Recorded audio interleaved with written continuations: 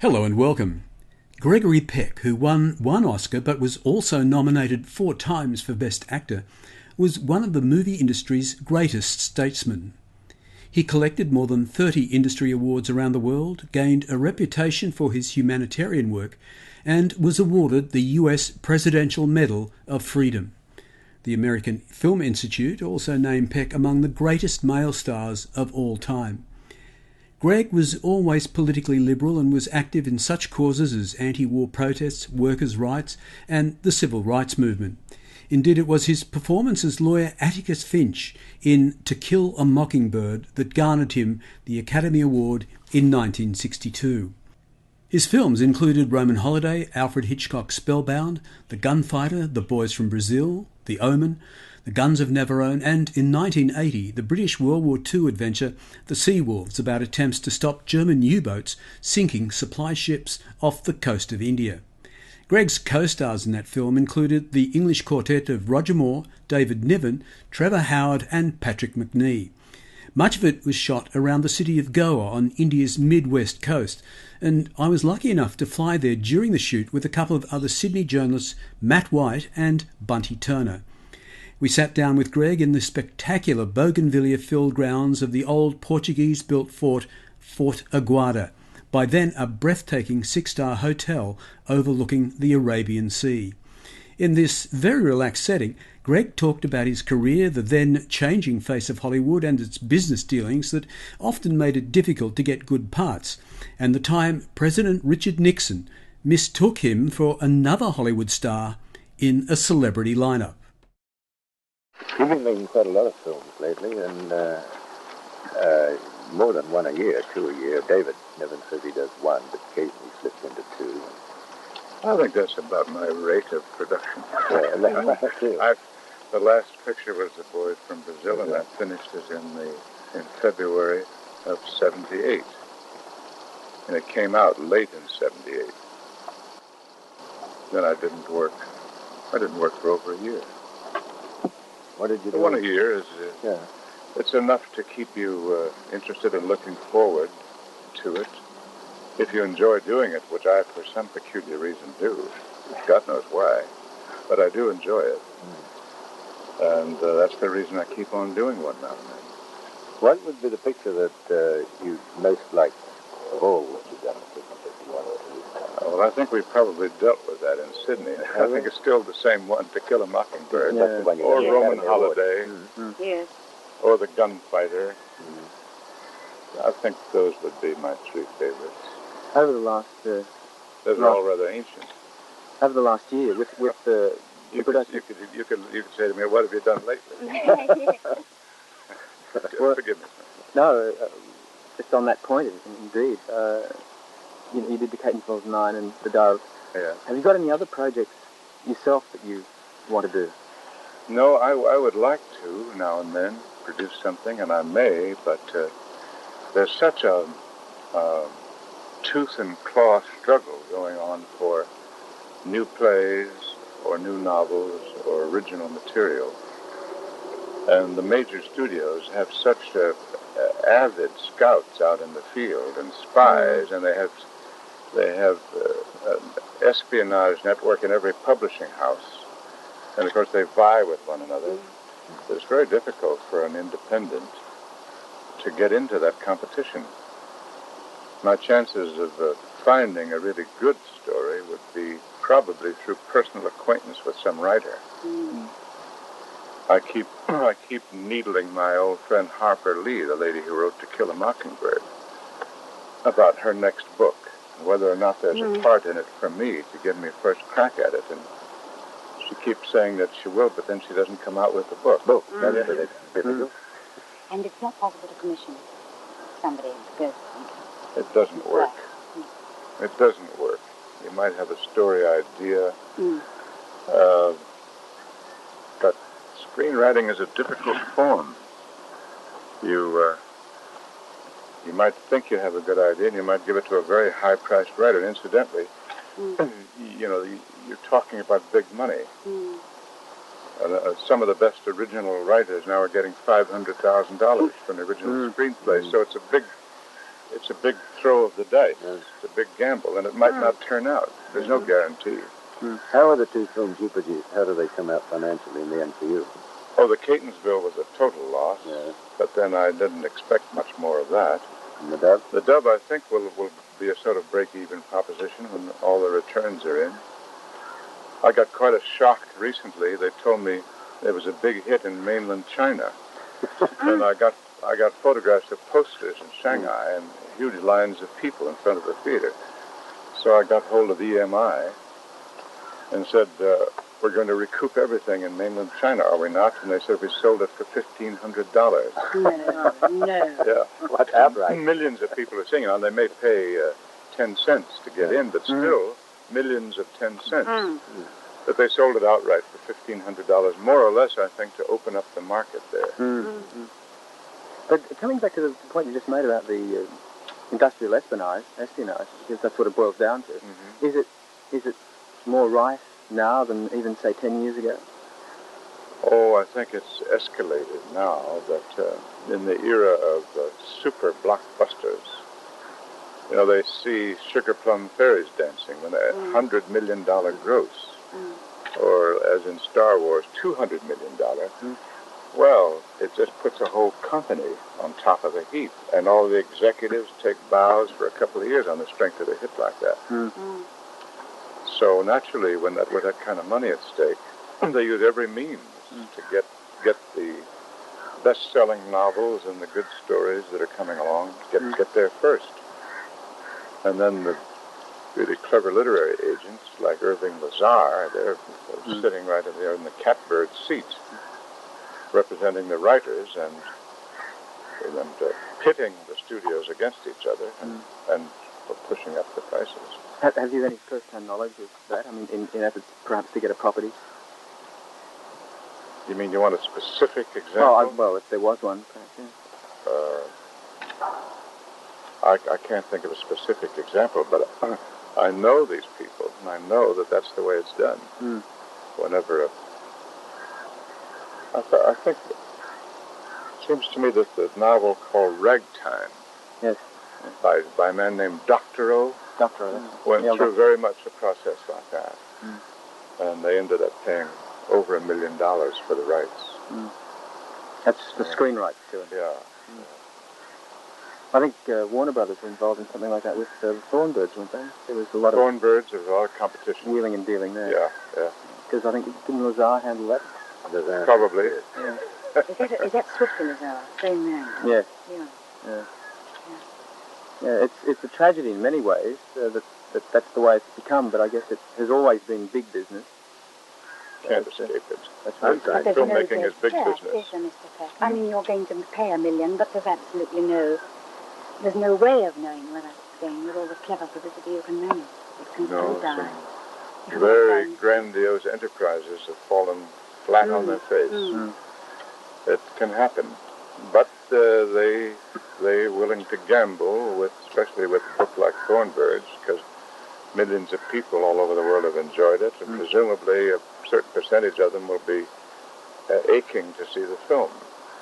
That's worked before, and it may very well work again if they make a good film out of it. If it's a disappointment, if they fail in transferring it to the screen, then the whole thing can go down the drain. But I should think they'll pull that off. It's a fine book. With the right cast. They've got to gauge what they thought the characters were like. Yes, it's almost got to be another Gone with the Wind. They have to have the perfect casting with the cardinal and the lady. Yes. What's the current What's the current casting on that? casting on I know they talked about Redford. Who plays Redford, it's absolutely wrong, I'm sure. I don't think Talked about Redford. They talked about Al Pacino. That seems odd. Yes. But he's a very good actor. But not Redford either. Redford's not my piece. Not at all. They talked about Christopher Reeve, Superman. Superman, yes. He looks the part. In many ways, yeah. He's a good actor. Has the way that Hollywood's gone with this kind of thing happening, the business side of it, made you any more or less enchanted? No, I accept things as they are. There's no use.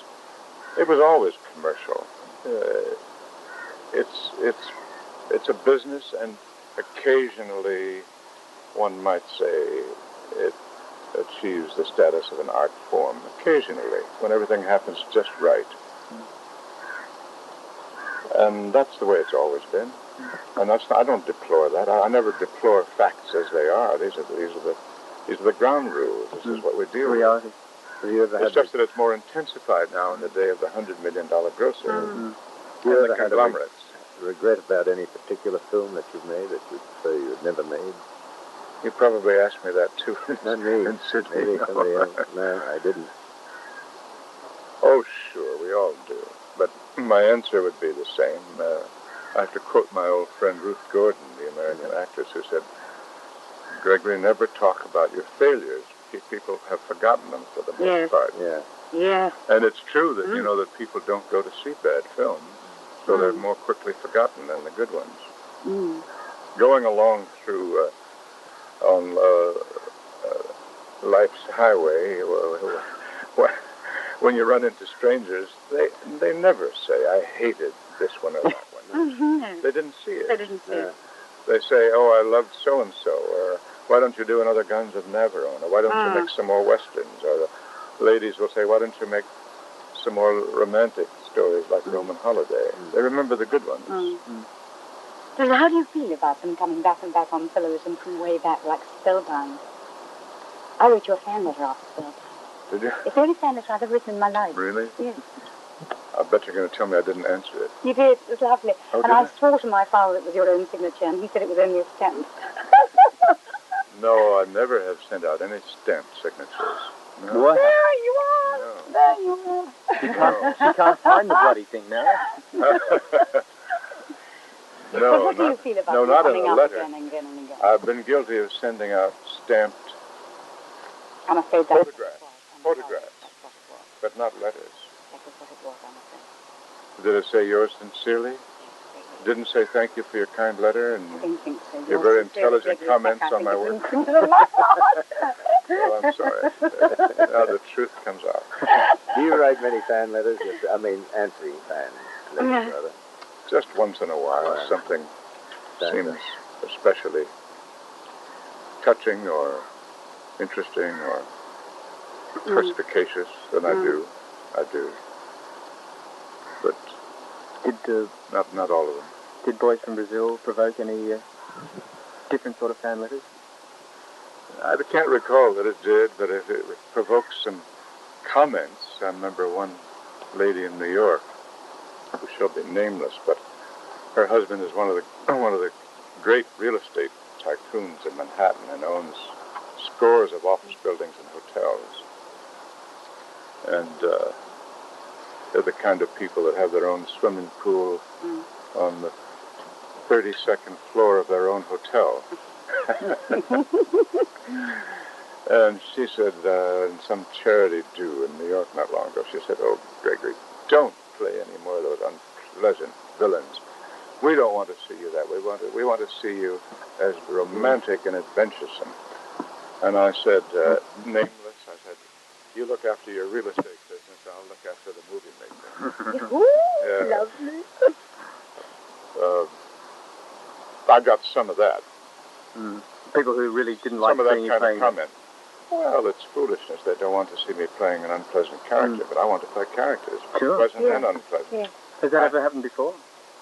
When there's been that sort of a kickback to reaction against character you've played? Yeah, from short-sighted people. You know, they want you to play the same role every time. But I can't let them run my business for me.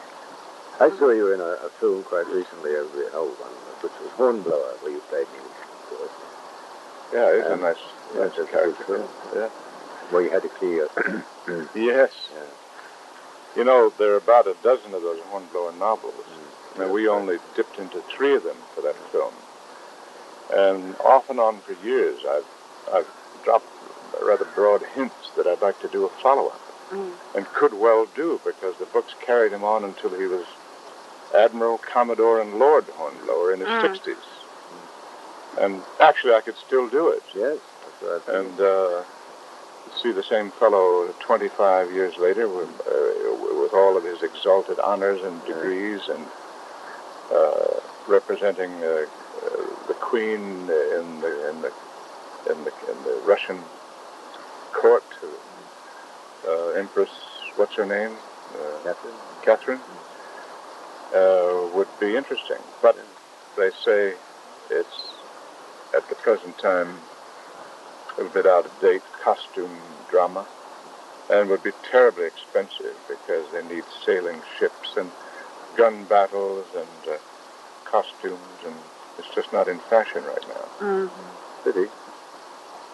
Well, it might be fun to do, but they don't fancy it right now. Mr. Niven was saying that the 4 things he looked at was, who's in it with me, and where is it, and so on. How would you rate looking at the script? And Bob Mitchum always says, how many days off do I have? How many days off? And Marlon Brando, I suppose, says how many days on did you have? No, I just look for a good yarn. That's what we are, storytellers, and try to gauge for myself whether or not it'll hold the audience's interest, whether it's worth doing as a piece of storytelling. Sometimes it's pure escapism. Sometimes it may have a social theme. Sometimes it may be drama, melodrama. But I don't try to stay in any one category. I try to avoid trivial and without really any really literary interest or much coherence. How did this role come about? Did Ewan come to you with the script? Yeah. How did it go from there? Was it fairly much an automatic decision once you'd seen the script or knew about it? Well, I think that it was a matter. I liked the yarn. I thought it would go. It was a matter of getting the right people. Putting Niven and Roger and Trevor Howard and me together was not all that easy. But I think I wouldn't have done it had he not been able to put those people together. Did he come to you first? Yeah. So you and he discussed who might be best for the role? Right. Why do you say it wasn't easy? Because of the commitments of the others? Yeah. That's right. Yeah, Roger's very much in demand these days, and David doesn't want to make too many films. It took a few months of jockeying around to get everybody here at the same time and committed to it. You said, but I wouldn't have done it had he not been able to put that particular cast together. That's right. Yeah. It all hinged on that. Apart from the fact that it is a good yarn, very much so. Yeah. What other things attracted you to it, to the film? I like Andy McLaughlin very much. He's a very fine chap, and he's a good director. He's the kind of director I get along with. He's straight. He has a nice sense of humor. He doesn't talk you to death. He just gives you a little push or shove here and there, a little too much or a little. You're doing a bit too much or you're not doing quite enough. A kind of communication can go on without analyzing everything to death and discussing it to death. I don't like that. Mainly it's a matter of having a kind of fellow that you can like as a friend, sitting there by the camera, guiding you. He doesn't tell you how to act, and he doesn't tell you a lot of fine points, but you can trust his judgment. Because as men, you're on the same wavelength. There's a nice warm feeling there. I've always worked better with those kind of fellows. So it was a mixture of it being a good story, getting the right cast, and the well, right I knew director. Andy was going to do it, and I knew I liked the yarn, but I thought it terribly important to get that group of people together. What was it about the yarn then that interested you or intrigued you? Because it's suspenseful. It has in it a kernel of drama, in that it's not entirely a lark. It's based on the truth that they really couldn't conduct a war out here with that kind of submarine work going on. They really couldn't. And that those supplies were going to the Burma campaign. They were going to Indonesia. They were going out to the Pacific to help MacArthur. And it was really very damaging to be losing that volume of shipping and men, to say nothing of the personnel. So it had to be stopped. So it has a kernel of drama, of real drama. But it is a bit larky at the same time. in that these middle-aged, pot-bellied, drunken civilians are recruited from the Calcutta Light Horse. They shape up and they go and do it. And there's elements of comedy. So it struck me as all of that. A good, tight story with elements of drama and elements of humor. And with Andy's kind of direction and the ingredients that Roger and Trevor and David and I can bring to it. I mean, we're all different personalities. We thought it has a good chance of working. Did you see Andy's previous film, The Wild Geese? Yes. You saw that? Yeah. Which had a similar thing, with middle-aged men and... Yeah, a little more serious, yeah. I think. It had its moments of humor, but I think this one has more. Yeah. But it was well-made. Well-made film. We were reading the synopsis this morning, and I'd only just come across it, but I think Matt saw it before, that at one point, I think it was Hugh had to... he arranged for the brothel keepers in Goa on the night of the raid to give their services free. Yeah. Is that scene or anything to do with that, in fact, in the film? There was something, yes, that's in there, and the job is given over to Trevor. See, that's the diversion tactic. There's a series of brilliant diversions that Roger arranges, including the free brothels for the sailors off the German ships, and all the sailors in the port. A diplomatic ball, which attracts the captain of the ship and his officers, and a street festival, and a fireworks display, all going on at the same time. They were sneaking up on the Ehrenfels, clambering aboard, overcoming the resistance, finding the transmitter, exploding it, and all with half an hour before the limpet mines attached to the bottom go off and the whole thing goes up. Das Schiff in die Luft gejagt. Quite a phrase. Yes. So we're working against time in that we've given Patrick McNay and his Jolly Explosives boys instructions to set the limpet mine for half an hour. We've got to get on and do all this and get off in half an hour because it's going to go up one way or another.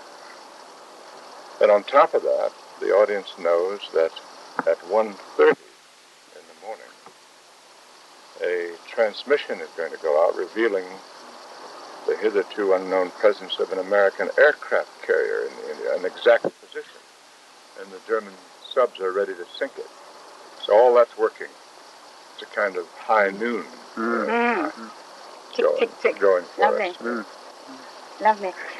Did they all survive at the end of the script in the same way that they all survived? Not all of the Germans.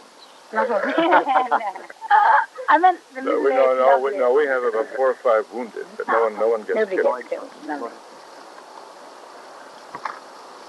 With the shooting, I think it was Patrick was saying to us the other day that there's been quite you've had to sort of do a bit of running around, and I think at one stage you've got to toss him over your shoulder or something. Have there been any accidents or little happenings? We haven't done that yet. You haven't done it yet? See me in a week. I think if I have to carry Patrick McNay, there may be an accident. Actually, I think maybe a total collapse. The stunt double probably will be there. But have there been any incidents or accidents or anything like that at all? Because they're clambering around those barges and things look a bit intricate. No, a couple of bruises. Really, I'm sorry, nothing very dramatic. A lot of belly has been going around. Did you cop it as well? No. Just a touch. I think everybody had a spell of it. Because you're cosseted away up here, really, aren't you? From I would imagine. I'm staying here, but we're quite safe up here. As far as I know. No, well, you clamber around and you fall and you bang a rib here and there, but it's all part of the game. Heavily insured. Oh, heavily insured. Yes.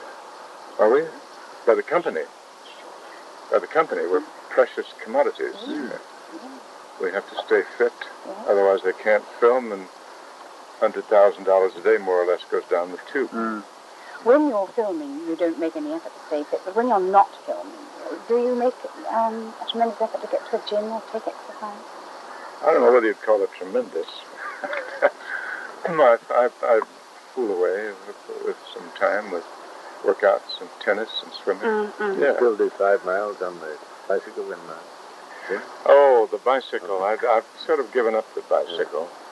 You weren't getting anywhere on it. The stationary bicycle? I have the stationary bicycle's in the basement. Yeah. It gets very boring. I tried everything. I tried reading a book. In reading a book and doing it in front of the television news, and it's still boring. But I do play some tennis, and I do swim. And now and then, well, it's supposed to be 3 times a week. I have a Japanese fellow come with a set of agonizing exercises that I do. His name is Kim Lee, and he's the current hot shot in Hollywood, keeping actors in shape. He's devised some new tortures and stretching and things to keep the belly flat, and it's quite painful.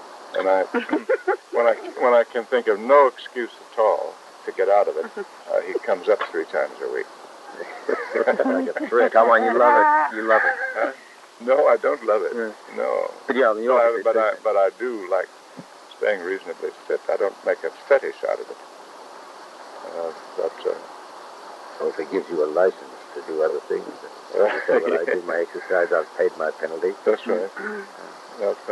Me on my 40 push-ups every morning, which you will not believe I do. Oh, I do believe it. 35 I did today. I slipped. Good for you. Feeling too good.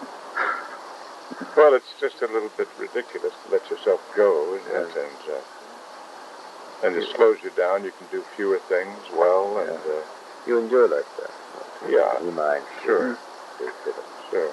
But there's been a certain concern for keeping fit in Hollywood, hasn't there? In the last 5 or 10 years, it seems to have become almost. I think they're obsessed, with it. But when you start to think of it, let's face it, the body and the appearance are part of our trade. And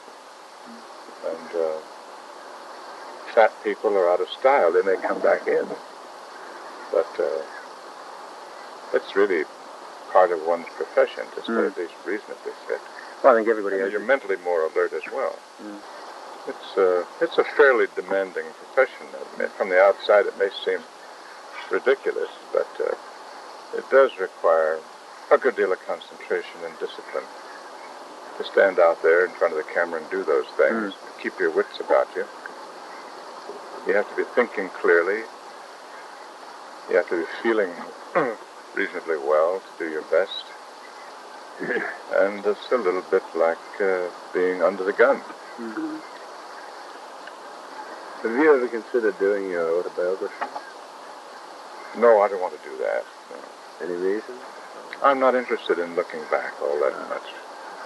I had a series of interviews with an English writer, and they're coming out with a book sometime this year. As an autobiography by you? No, I have no financial stake in it. My name is not on it.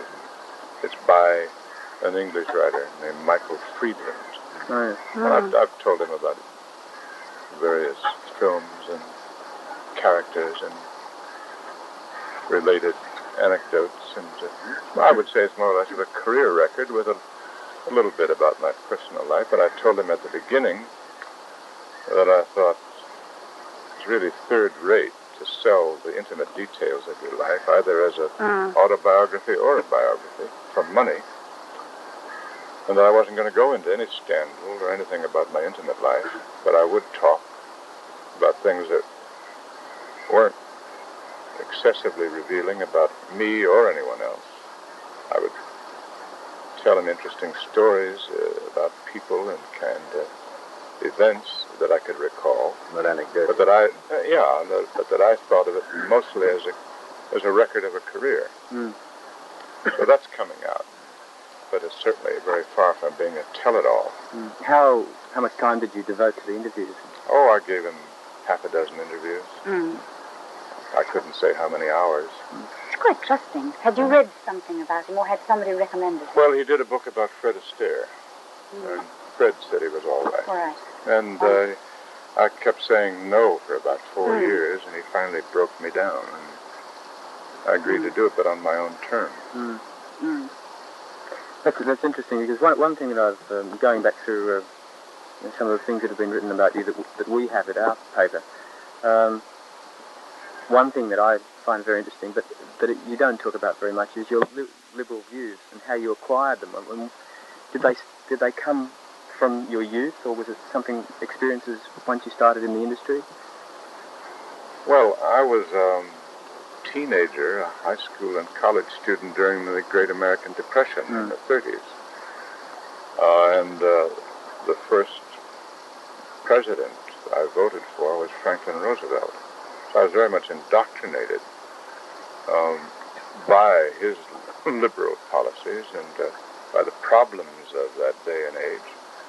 As a college student, I was concerned, we all were, as young people, very often are concerned with what's going on in the world in the hope that they can do something about it. With the Civil War in Spain, there was even a recruiting desk just off campus at the University of California. People were signing up to go off and fight against Franco, what was called the Abraham Lincoln Brigade, and I thought seriously about it myself when I was about 19. I didn't do it. I didn't know enough about it to feel confident it was the right thing for me to do. But the history of the world in the past 40 years might have been quite different had there been no Franco, had there been no tryout for World War II. You were on Nixon's danger list. Nixon's blacklist, what, enemies list. Enemies list. Yeah. She thought that meant I was an enemy of the United States. Yeah. But when we took a walk, I had the Saturdays off there, we took a walk down the King's Road in Chelsea, and all the young people were coming up and shaking my hand. And much to my embarrassment, a couple of young girls grabbed my hand and kissed it, because I had taken a stand against the Vietnam War, you see. I still like to think that Nixon was not that stupid, that he was that aware of an enemies list, that it was the work of his bully boys and assistants. They were a rum lot of liars and ambitious in a most unpleasant way to quash dissent and put down anyone who disagreed with him. An amazing group of people. Reflects badly on Nixon's judgment to have such people so close to him. Did you ever meet Nixon? Oh, yeah. How did you get on then? I didn't meet him after. No, I've met the him list since. was probably... I met him before. Well, I met him, in fact, not long. The Watergate crisis was already brewing, and the public was aware of it. But he was still playing all his cards to bury it if he could and to escape the consequences. And he did come to a dinner in Los Angeles, I believe it was the first of the American Film Institute dinners, which they call their Life Achievement Awards. It's now about 9 years old, or 8 years old, and I believe the first recipient was John Ford. And so Nixon showed up for that. And I have no idea whether he knew that there was an enemies list being prepared. I rather think somebody like Haldeman or Ehrlichman cooked that up. Or Colson, or one of those very pleasant chaps. But in any case, Nixon, the scandal was already closing in on him, and he received at a cocktail party before the dinner about 300 of Hollywood's finest. And as I looked around the group, I know the politics of most Hollywood people. Yeah. And the 300, I saw two Democrats. One was Danny Kaye, and I was the other. And how we got in, I don't know. But but as I came down the line and approached him, his eyes rolled around, and he looked at me, and I was about 4 people away, and I saw a glimmer of recognition there. And sure enough, he reached out with both his hands, and he said, I want to tell you that I run Friendly Persuasion constantly at the White House, my favorite film, and your performance as a pacifist was magnificent. And my wife, and we all see it, and Jessamine West, who wrote it, is my cousin, another Quaker. You know, I'm a Quaker. Of course, I knew he thought that I was Gary Cooper. And I wondered how I could possibly get out of it. And he went on and on. He hardly gave me a word edgewise, and I realized that I couldn't stop the whole line and put him straight. So he ran down a bit finally, and I said, "Thank you very much, Mr. President." And I moved on, and the next person was John Wayne, who was the host. And so I said to John, "When you give a cocktail party, you really give one, Duke." And so I never did put him straight about it. Do you think anybody ever did? Hey, John Wayne, might have? I have no idea. But it was within weeks Watergate began to close in on him. So that would have been when? About 1970? Well, when did he left office? He left office and he was elected first in 1968. He served that full term. I think he served 2.5 years of his second term. Yeah. 74, 75, I think it was. Because then Gerald Ford served 1.5 years and was not elected on his own in 1976. This is probably 1974. Is that the only direct contact that you had with Nixon? I mean, where you actually were speaking to him? Years and years ago, I met him backstage at the Hollywood Bowl. There was a concert there, and I was to speak some of Lincoln's words to an orchestral piece called the Lincoln Suite by Aaron Copland. And for some reason, that was a long time ago, and he was a senator. And for some reason or other, he was on the program. I met him, and I don't want to kick a man who's down. I don't want to go into this in great detail. I never liked him, but I don't want to sit here and capitalize on my having been right about it all and be sarcastic at his expense. Could I just come we were never on the same wavelength, put it that way. Well, so we don't dwell then on that. Could I just come back to the original question about your liberal views? What you said that it was born out of those college days, but what sustained it then? There's the Second World War, of course, but after that and through the 50s and 60s? I think it's part of my nature. One of the things that's most repugnant to me is to see people pushed around and people without not given a decent opportunity to make the best of their talents and resources. I guess you could call it sentimentally a fondness for the underdog. I've always felt that strongly, and I've always been, at the very least, disinterested and maybe just a bit antagonistic to people who seek wealth and power for its own sake. It's just not my nature. Were you affected by the Un-American Activities Committee?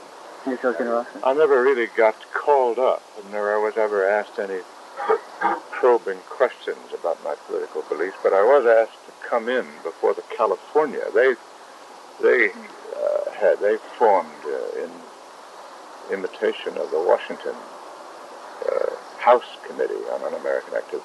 They formed a California committee, and I was asked to come in years ago by a state senator by the name of Hugh Burns, and he had a list of organizations that I had either sent money to or lent my name to their stationery.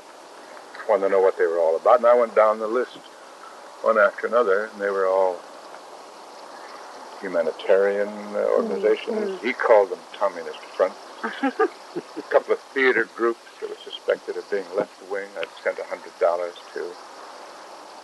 And he said, you may not know it, but you've been used as a dupe. And I said, well, I don't think I have, because I supported these organizations. I lent them my name because I believe they were their purposes were either humanitarian or artistic. And so he said, well, have you ever been a communist? I said, no, I haven't. But I will not recant my support of these organizations. And there was something called the a Committee for a More Democratic Far Eastern Policy. And the thrust of that was that we'd all read Vinegar Joe Stilwell's book about the Burma campaign and the China campaign. And the gist of his belief in Chiang Kai-shek was that he was a peanut on the international scene, and Joe Stilwell wanted the Americans to form a coalition with Mao when Mao was still on the outside to fight the Japanese because Chiang Kai-shek was not doing it. And this was before 48, of course. Mm-hmm. And that seemed to me a very sensible thing, and we almost did it. The Americans almost went in that direction. It was a lot of pressure, a lot of reactionary pressure, and a mistake on Roosevelt's part to send a representative over there who was an ultra-conservative. So we ended up losing the friendship of the Chinese nation for 30 years. Big, big mistake. And how closely? Never would have been a Korean War, wouldn't have been a Vietnam War. So that's what that organization was about. And I was not about to say I was sorry I joined that. So I didn't. But in the end, he said, well, I believe you, and you've been frank, and you've come in, and that was the extent of it. As far as I know, my career was never in jeopardy. And it didn't arise. Did you worry about it? I was not under oath. I was not asked to name any of my friends, and none of that. There wasn't any substance for them to go on. If the House committee considered my name, they must have realized they didn't have any evidence to go on. I was just, I would say, a typical 30s liberal. There were many. Yes, a Roosevelt Democrat is about the worst they could say about me. That son of a bitch in the White House, they used to call him. And what about John F. Kennedy? I wish we had someone like him now. Well, I think that's enough politics. I think that's difficult for you. No, I was supported. Both Kennedys. Adlai Stevenson was would have been my ideal president. How do you think, what sort of chance do you think Teddy's got with Carter now having to cope with a major... Get into. They look a little dim right now, but anything can happen in the next 8 months. Yes, how true. Just up the road here. Anything could happen. Were there any restrictions caused by the fact that there was the Middle East, Iran and Afghanistan? I mean, logistical problems bringing stuff through? Our bringing equipment in? Yeah, that was just the Indian government. I think it was difficult, but Ewan seems to have unlocked the door, and there may be other major films coming here as a result of Ewan Lloyd's preparations. What was the last film? I think it was 9 Hours to Rama, wasn't it? That's it. I don't know how long ago that was. It's been nearly 20 years. 9 hours to Rama. 9 Hours to Rama. Right, well, thank you very much, Greg. I think I'm due to go to work in 8 minutes. 8 minutes? I looked at the clock. Precision time. Greg's last role, ironically, was in a 1998 TV miniseries of Herman Melville's Moby Dick as Father Mapple. He played the central role of Captain Ahab in the original film production directed by John Huston back in 1956. Greg was also the second choice to play Professor Henry Jones in Indiana Jones and the Last Crusade in 1989, in the event that Steven Spielberg's first choice, Sean Connery, declined the role. Greg died on June 12, 2003 in Los Angeles of cardiorespiratory arrest and bronchial pneumonia at the age of 87.